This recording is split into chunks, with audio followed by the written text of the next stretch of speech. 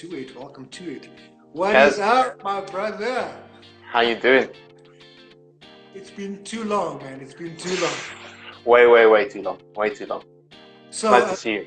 if you guys have just joining us, welcome to Upfront with Kaz on my Instagram channel at Picasso. We also go live and we edit and go on to the YouTube channel Kaz Abrams One Up Productions. Joining me today, psychological therapist, sexologist. And then when I first met this gentleman, we were both into fashion. We were both models with goals of conquering the world. And he told me that he was studying this sexologist thing, and I was very interested. And then what happened is you finished studying, you went to live abroad, and we only see each other via social media. So today is a perfect opportunity to touch base and talk about what people are going through. But first and foremost, let's talk about finishing your studies and what made you move overseas. Let's go back. Dude, I think, to be honest, it was needing a little bit of a change from South Africa. Yeah. I think getting my wings to kind of broaden a little bit and getting a different kind of experience, that kind of drew me to London. My dad moved over, so I, of course, followed. And then was there for 16 years and then moved to Spain. So this is my new adventure here in Spain, and I get to see the sun pretty much every single day. So no longer any gloomy London, but good. That is incredible. So when the last time when you were here, I came to visit you guys at your house, and you had some challenges growing up, and I don't know if you mind talking about the challenges, because you've been through struggle to get to this place of strength and empowerment. Talk to us a bit about the upbringing and whatever, and how you got to where you are, and how you're keeping resilient, you know? Well, the irony is that I was actually going to go into the dental field because my dad is in the dental field. And interestingly, it's kind of done full circle because now I also assist him in his business.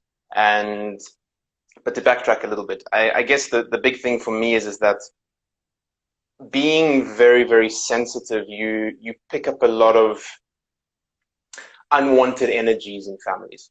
And I think there's a lot of people who kind of can connect with being empaths. And if you have that natural empathic response, there's a lot of the time that you actually don't know what your emotions are versus what everyone else's stuff is. And I think a lot of the time that gets kind of bulldozed onto you. Yeah. And you see a lot of people who are like that. They just don't know how to navigate those emotions. So from a very young age, I was desperate to see a therapist because I didn't know how to make sense of what was going on for me. That kind of didn't work out because at that time, you know, therapy was, you got to be nuts to be going to see a therapist. That's the kind of stance that most people were taking. And, you know, in South Africa, it was Tara, and everyone went to Tara because that was the place if you were really psychologically ill. Yeah. And I'd probably say at about the age of 12, that's when I sort of stumbled across my first secondhand bookstore. Okay. Went straight to the self-help section. Yeah. And it has been, I think, in my opinion, the dedication of my life since then. Wow. Do you remember personal development? What is the first book? What is that first book? Do you remember the books the way you saw everything? To be honest, that's happening now, where I'm seeing everything, where it's just all coming together. It's this amalgamation of nearly 18 years worth of practice. And I think, you know, for me, it started off being very, very clinical, trying to look at things as what is the answer to what I'm feeling. And then kind of going into therapy and realizing through that journey, it's a lot of the time it's more about you in the psychological journey rather than the actual client that you're working with. It comes later where you actually recognize, okay, this is the person that I'm dealing with, this is their stuff versus mine, and not sort of mixing the two together. And then whereas now it's this new adventure going down the whole yogic philosophy, tantric philosophy. Because if you look at those kind of ways of thinking, it's a very full way of living your life. There's physical instruction, emotional instruction, really good explanations in terms of what's going through the body. And I just think that if more people pulled on Eastern way of thinking and really allowed it to amalgamate with the West, you've got a really good approach. So that's what I was going to ask you. How much was it psychology or the medical aspect, and how much was it spiritual? Because what you're talking about a lot with the empathy and everything else, it's also a lot to do with intuition.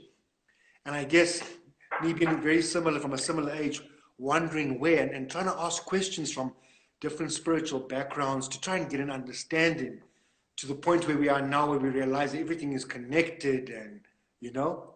I guess I guess the sad thing for me is that, you know, when you do psychological training specifically, sexological training, I think you've got more of an open mind because it connects with something different. Most of the schools of thought try and get rid of that intuitive response, which is very sad, because for me, it's you need to be in this box. Like take CBT as an example, cognitive behavioral therapy. To be that, it has to be very clinical. It's very scripted. It doesn't really allow you much room for that intuitive response, especially in the training periods. After, you can bring yourself more into the sessions, and it becomes more of a relational quality that you bring into the sessions. And I think that's what's missing. That's because, you know, you're talking about a very human response. To be intuitive, it guides us all the time. My question now is, what made you, what got you interested in the sexology thing? I mean, because, and when you were talking to me about that, wanting to study that further, your mom and your sister were there, and they saw like they really classy lay. I was like, this is my biggest supporters. Yeah, come from an amazing family. Yeah, dude. If you want the honest answer, I actually fell into it. There was, as you started the conversation about modeling, we did a show for FHM. Met someone who was studying with Dr. Elna McIntosh. She has a very, very big clinic there. She's one of the directors of UNISA as well. Okay. And they steered me towards her because I needed a placement. And literally was with her for up to about 3 years. I did a bulk of the sexology training with her. And it fell into my lap. I literally. How has the journey been once you qualified and started practicing? How has it been working with people one-on-one? And what is the biggest challenge that you faced? I think people who are very resistant have found this way of holding on to their pain, and it's almost like what's the right word? It defines them. And the problem is a lot of the time when you're carrying that kind of pain, you've compounded it so much over the years that it becomes second nature to you. So any form of normality, if you want to call it normality, let's say middle of the road, feels very strange. So it's trying to sort of out-condition that way of thinking, or at least being able to strategically challenge them enough to get around those defenses and actually say, well, actually, hold on a second. There's another way of seeing things. It doesn't have to be so cemented in that, you know, tunnel vision kind of way. Do you find that a lot of things are based on, there's anchors, like if you look at the neuro-linguistic behavior, for NLP, example, yeah. That we've got all these different anchors and people don't even realize that maybe someone touched them in that way and it brought them all the way back to when their childhood. Trauma. It really is a hectic journey. And my concern is that a lot of people that maybe don't have the financial budget and everything else, they don't even get to the point where they can be set free and understand that there's things that are triggering them, and by default they're falling into certain patterns. How do we to the wider audience? How do we open up more minds? It's such a beautiful question. Look, I think if you're gonna generalize it across the population, I'm a little bit skeptical about generalizing, but you could say that every single person at some point in their life has had some kind of trauma, okay? Or there will be some kind of trauma. Yeah. The beautiful thing is that we live in an information age. Your telephone that is with you can be the most powerful tool that you can have at any point of any day. Okay. Right. It's just a question of what do you want to inform yourself with? Do you follow politics? Do you follow drama? Do you follow things that are just literally putting rubbish in your head all the time? Or do you actually go, you know what? Like if you look at my book library, I probably have about 4,000 books on my book library alone. And I just do it for the sake of downloading it so that when I have that opportunity to read something new, I've got it available. Become your own master in that destiny. Honestly, I don't think there's anything it's a bit of a double-edged. I don't think there's anything as simplistic as that, but I also don't think there's anything as difficult as that, because you have to confront yourself. And I think that's where a lot of the people, well, your ego, our little sort of narcissism that we carry with us, that doesn't allow that change to happen. Yeah. So we've got, in essence, we've got to ask ourselves and ask the right questions through technology. I was talking to Pabi about this yesterday and the week before about what we allow. She's great, by the way. Yeah, man, she's really on a wonderful journey as well. Letting our kids, for example, you got your little toddler on an iPad, and to some people it's like, oh, get them off the technology. But in some ways, the world has moved so fast that it has allowed technology. It is more about what they're using the technology for, 100%. and obviously being present to help guide them. So it's all about how do we get people to ask the right questions, and how do we, because it's got to come not only from us, it's got to come from their parents, it's got to come from government. There's got to be does there need to be a censorship, or well, how direct? If you're looking at systems as a way of going, okay, I live at home, I live with my partner, there's a system. Yeah. And nothing really informs that system other than us. Yes. Okay, you go out into the wider world, that's a different kind of system. That's friends, family, and things like that. What are the kind of resistances and difficulties and things like that that inform your way of relating in that system? Yes. And so on and so forth, and goes bigger and bigger and bigger. I still think that, you know, we have a lot of choice available to us. And, you know, one of the things that is central to me is relationships. And you kind of look at this whole pandemic that we're going through now.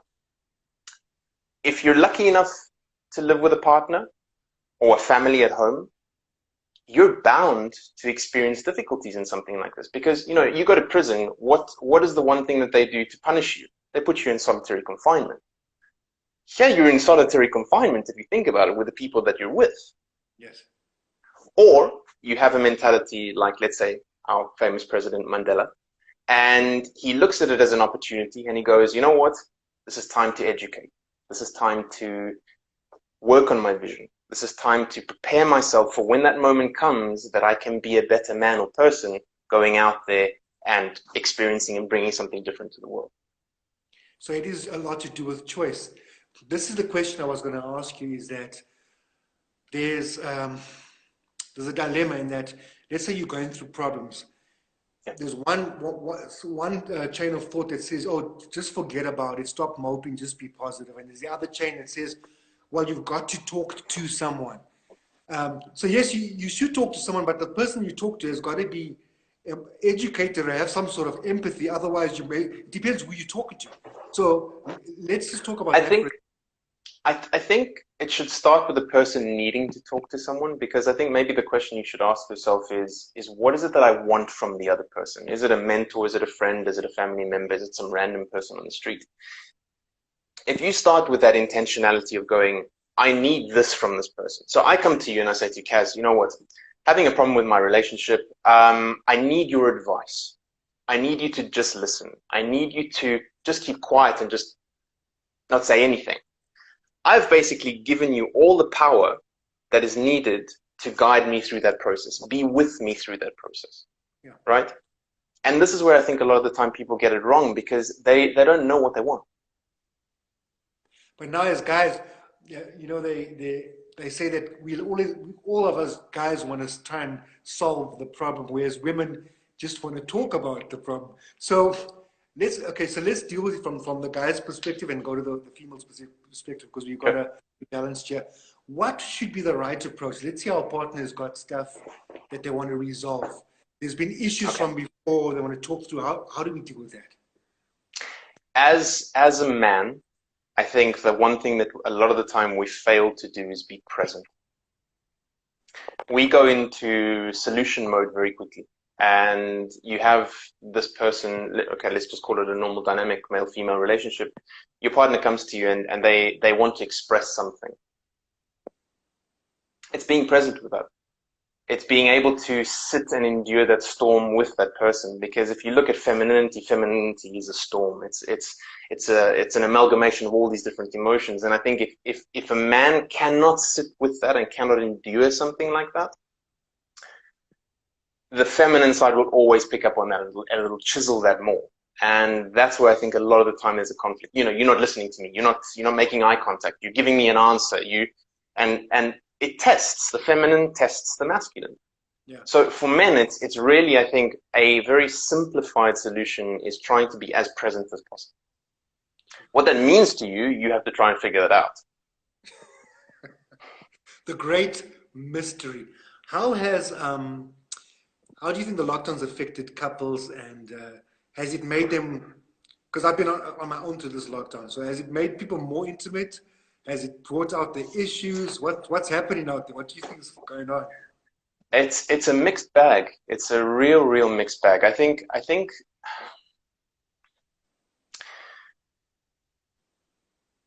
most people that I speak to, you hear about the problems, because look, if you have your life that's functioning day to day, you and I go to work, I go to my clinic, see my clients all day, and they from 8 o'clock in the morning come back by 8, 9, 10 o'clock, whatever it is.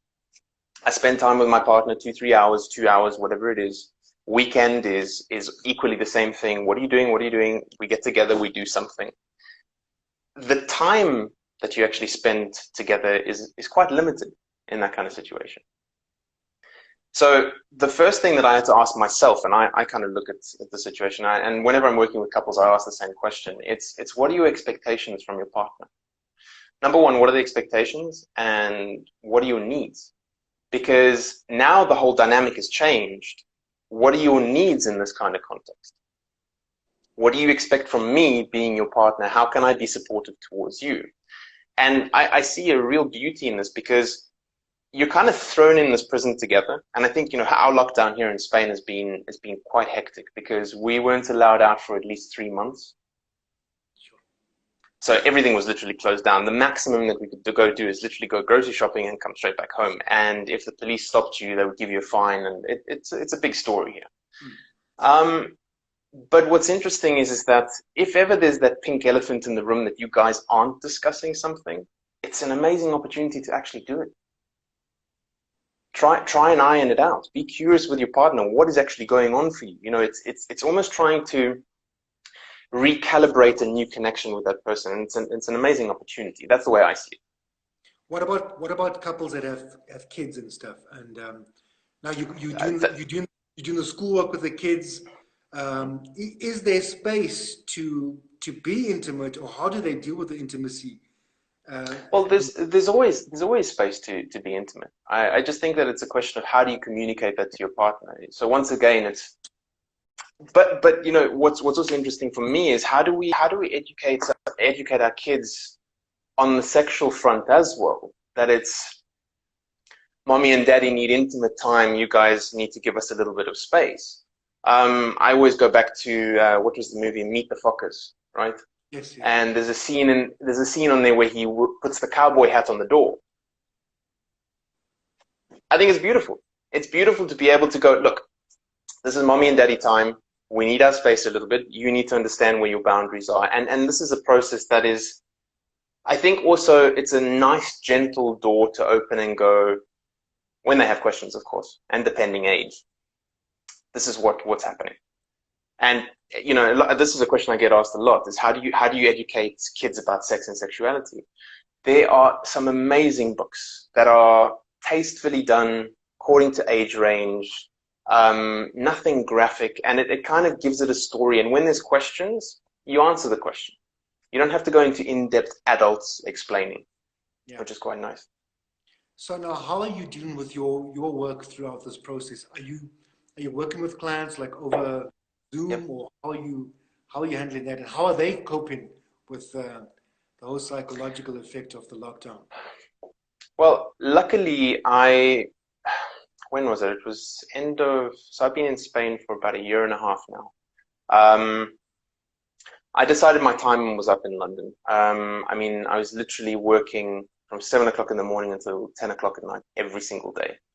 And look, when you have a vision and it's manifesting, and it's great to see these things come together, but at the cost of my well-being and my health and the bodily pains that start happening with that kind of thing, I don't think it's worth it. And trying to practice what I preach is that you have to find that middle of the road that's effective for you, that fits into this idea of what does health mean to you. And so I moved everything online. So I was already a year and a half online. I think it's an amazing medium. Don't take me wrong. I love face-to-face because you can feel the energy of the person a lot differently. But I think if we were living in let's call it even just the 80s, right? You wouldn't have this possibility. The feeling of being imprisoned, I think, would be 1,000 times more. Yeah. So it's... Okay. I was going to say, this puts us in a really crazy dilemma where everyone's on lockdown, and what happens after this, because it's not ever going to be the same. How should we prepare ourselves for the changes that are coming to us? What do you think? Well, I think everything starts with the mindset that you want to have in life. So, what are your truths? What informs you? How do you want to see the world? One of the biggest things that I always ask myself is what is my life philosophy? Because your life philosophy is always adjusting itself. Truth is trickled down. It eventually comes from all these different sources, and then it comes into one, and it means something to you. And as you grow, as you develop, it changes into something else. I just think that, if you have the kind of mindset that is curious with the changes, I think I would use one word, as curiosity. You can look at everything and go, okay, there's an opportunity here to adjust. If I'm resistant to change, work with the resistance. That's one thing that's always going to be a negative against us, is our resistance to something. Really assess, ask the questions, see where there's loopholes, how you can develop something, how you can be in more of a creative mindset. And usually, I was given very good advice many years ago. The guy said to me, open all the windows and see where the wind is blowing. And that's the direction you go into. And that kind of always resonated for me. So it doesn't matter what the situation is. It doesn't matter what the problem is as such. Let's open all the windows. Let's see how the winds of change are pushing me, and let's see if I can actually cultivate something like that. Let's talk about more serious issues with couples. For example, we all go through different changes where maybe at some point couples may be more attracted to each other, or maybe sometimes financial problems come in, and then it puts a damper on the whole intimacy. How do you deal with those type of situations? Because when you're stressed, you're stressed. What's the best way to cope with the stress? Is it about going to see someone, taking medication? What does one do? Look, I mean, I think it's quite a broad question.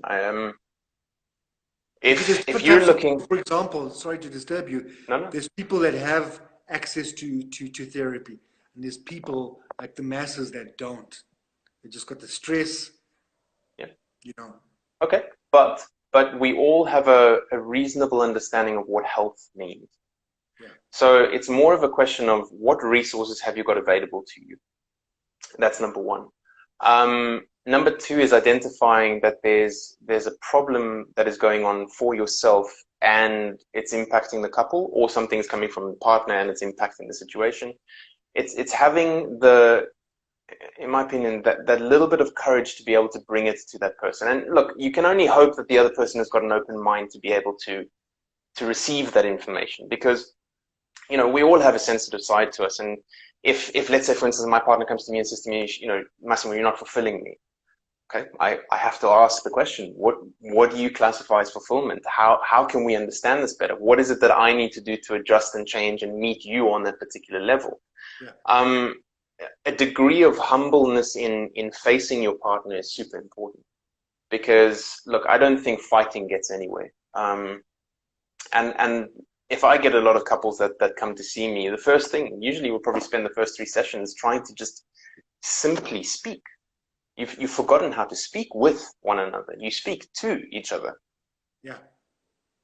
So if you're looking at it as that's the couple, That's one side. But then on an individual basis, it's also, you can identify when things are impacting you. And as a man, it's, okay, we have something a little bit more visual that we go, okay, you know, shit, things aren't working, or it's something is impacting me. I feel super stressed. I can't be in my body. I can't be present.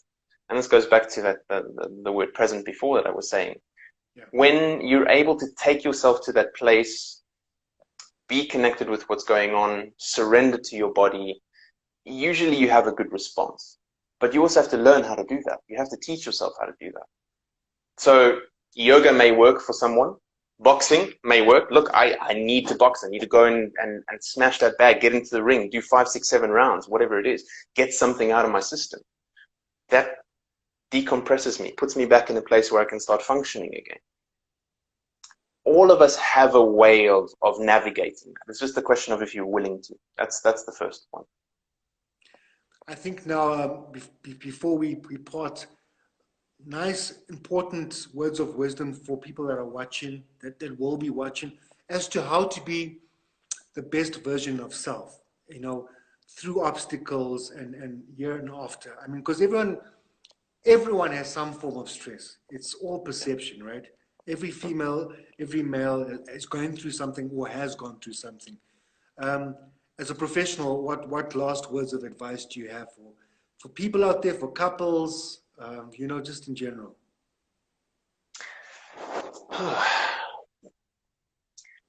Make friends with yourself is a first point. It's trying to be kind to yourself, because I think a lot of the time you fall into the cycle of being hypercritical. And it's like your conversation yesterday. Her stance that she took with herself is, you know, she's very, very strong on herself. But she does it in a very constructive way. So she's learned how to sort of manipulate that in her favor. And it's the same thing that we have to look at ourselves. It's, you know, whatever you're creating is about you, your life, trying to be, I love the phrase that you use, be the best version of yourself. But what does that mean? Is it on an individual basis? Is it on a collective basis? And, you know, it's like, if you're going to really unpack that, try and work on your self-image. What does your future self-image look like? And it's trying to look for all those experiences that fit into that self-image so that eventually you can cultivate that. And I think if you do it as a collective, and this is where I think couples are super strong, both of you go, okay, this is my self-image that I'm working towards. This is mine that I'm working towards. But what is the joint? What is the joint one looking at? How can we sort of add all of our experiences together and see what we can come up with? And it becomes super creative. It's very interesting when you have couples that connect on that level, and equally individually. Just before you go, we know that wellness is not just going to the gym or eating right. It's mental, it's emotional. There's so many different dimensions. A lot of people are just only now discovering the importance of what you think and what you say. And I like when you're talking about find a way to be your own best friend, but first you've got to almost face your demons. What's the best way to work through the demons and have acceptance? Do we turn a blind eye?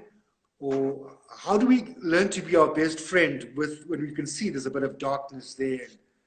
You sort of strive to be this angel, but there's this sinner pulling you, you know? The inevitability is that none of us are unscathed by that. Okay. Yeah. With the equal good that we have the equal bad. So you're never going to get away from it. It's more of a question of how you can take that side that you see as bad and see it as, how is this actually serving me for my better? Yeah. So if you're looking at difficult situations, you're looking at, look, we all have a history. We've done certain things that maybe we're not proud of, but it's more a question of, if you can recognize that, if you can acknowledge it, there's no point in shame and guilt, because they don't get you anywhere. There are these lower level emotions that just basically just keep you stuck. The strongest position to be in is trying to be at least courageous a little bit. If you can just take that little step of courage, I call it, it's a bit of a play on words, 30 seconds of courage or 30 seconds of courage, right? It gives you just that opportunity of going, look, okay, let me take myself to that site of anxiety, difficulty, frustration, whatever it is, and I can face up to it. Dude, you've already won the battle. Just by simply being able to do that, and you build on that and you do it consistently, you've got to win every day. Awesome. Doc, I think this is something that we should do on a more ongoing basis. So I'm gonna try and set up another time with you, and hopefully every time we can discuss a different issue, because there's so many people out there that need a bit of assistance. And I obviously have always believed that we're all part of the same thing. We're part of the same human family. So if you don't mind, I'm gonna, shake you up from your fiesta in Spain. If this gives me the opportunity to see your face again, absolutely, anytime. Wonderful. Thank you so much. Last words to the people that are watching and will be watching.